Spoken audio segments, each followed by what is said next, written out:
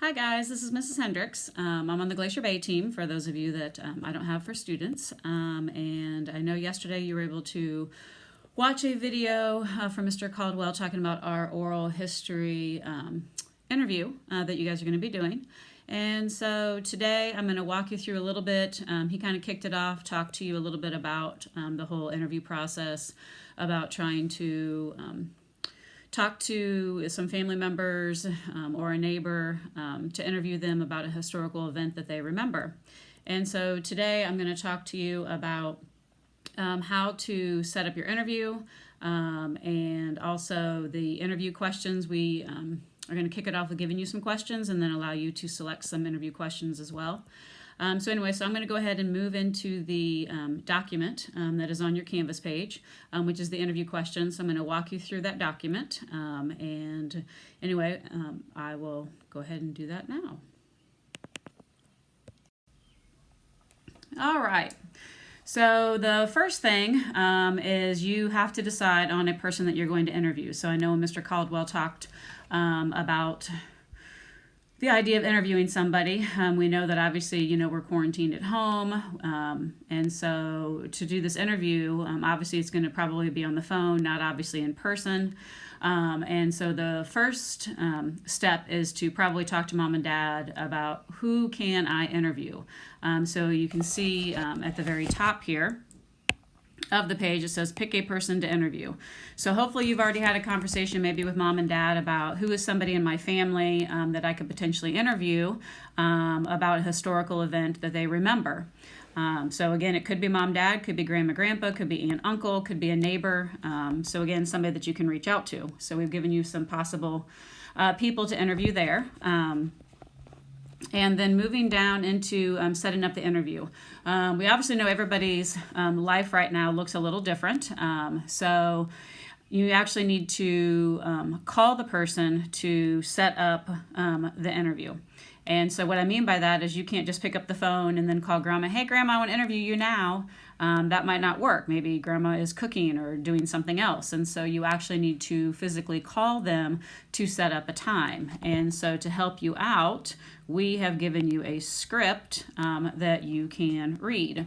Obviously, very nice as we're talking to them because we're taking some of their time so they can actually, answer these questions for you. So there's a script that we gave you for you to follow. You don't necessarily have to follow that script, but it just says, hi, my name is, your first name, last name. I'm a sixth grader at Noblesville West Middle School. We're doing an oral history project for social studies class. I was wondering if you would allow me to interview you about a historical event that you have lived through. Is there a day and time that work for you so that I might interview you? Thank you so much for your time. So again, it's also important to make sure you are thanking that person. And then after you have set up your time, then you'll know when you'll need to call back. So a couple things about the interview. I've already talked about how it needs to be on the phone or, it could be FaceTime or something like that. But I would highly suggest that you potentially record the interview. So maybe you put your phone or something on speakerphone so that way you can record it. You don't have to record it, but at least that way you make sure you get all the information because, again, you're going to be listening and writing some things down. And so you want to make sure you don't miss anything. So so your first job is to pick the person to interview. The second item then is to call them and set up a time to interview. So it might not be on that spot. They might have things going on that they're in the process of doing. So you can't just expect to call them and do the interview right then. So, we're treating this like a professional interview. You're going to schedule a time and then actually call them. And then the third thing for you to do is look through these interview questions. Again, I've already suggested that you record your session, but if not, we've given you the 10 questions here to follow. We've given you some lines for you to be able to write down their answers, so you can write as you go. If you record it, you can always go back and then fill in the answers as well. So I'm going to kind of walk you through some of these questions. So the first one says, obviously, please tell me your name. So what is their first name, last name? How old were they when this event happened? So that kind of gives us perspective. Were they 6? Were they 20? Like, how old were they when whatever this event that they're going to talk about happened? What is one historical event that you would like to share with me? So again, we've given you some possible topics. As you can see listed there, moon landing, Martin Luther King's speech, World War II, 9/11, President Obama getting elected. So those are just sample topics or events. You do not necessarily have to choose one of those.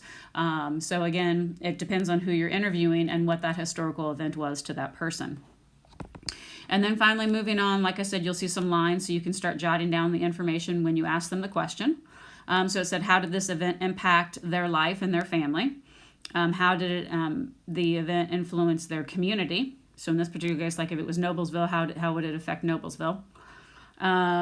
Do you feel that this historical event had an impact on the entire world? Did this event have ramifications or an impact on the economy? Did this event change your perspective on history or your country or the world? Did we as a society learn from this historical event? And then the last question then is, what did we learn? So, you're asking them to talk about an important event that happened in their history, but what you don't realize is you're living through a historical event right now, which is the coronavirus. I know we're all in it now. We're in the middle of it. Obviously, it's not over. However, later on when you've grown up, you've gotten married, you have kids, you're going to be like, and one day, let me tell you about the time when the coronavirus happened. And so, you kind of might reflect back on that because that's going to be definitely a historical event for you to talk about later on in your life. And then so basically what's going to happen is tomorrow, so I've kind of given you all this information to kind of read over, make your selection of who you're going to interview, maybe reach out to them, set up your interview time. I've gone through the 10 questions. So tomorrow on Thursday's Canvas page, you're going to submit to us the name of the person you're going to interview and what historical event are they going to be talking to you about. And so that's going to happen on Thursday. The second item that's going to happen on Thursday is, if you'll notice, if you scroll down just a little bit like I'm doing right here, you are going to notice right here, number 4, it says now write 3 of your own questions. So we gave you some guiding questions 1 through 11 just to kind of get you through that interview. But obviously when somebody's talking, that might, get you thinking about another question that you want to ask them about that event that maybe, that we didn't think of. So this gives you a spot for you to write down 3 additional questions for you to ask the person that you are interviewing. So anyway, hopefully you find this video helpful. Like I said, make sure that you call to set up a time. Make sure you thank them so much for giving you that interview. Again, highly suggest that you record the interview so you have it, and then you can kind of go back and fill the information in on the blanks. Like I said, talk to mom and dad to try to find out who is the best person that I can interview about a historical event. And then, like I said, follow those guiding questions because those are going to help you along with the interview. And then just remember that tomorrow you're going to submit the name and then the historical event that you are going to be covering in your interview. As always, like any 6th grade teacher, if you have any questions about this process, then please feel free to reach out and email one of your 6th grade teachers. So thank you so much for listening to me. Very excited to kick this project off, and I know that we're all excited to be able to learn more about your interview and the historical event. So thank you so much. Have a great rest of the day.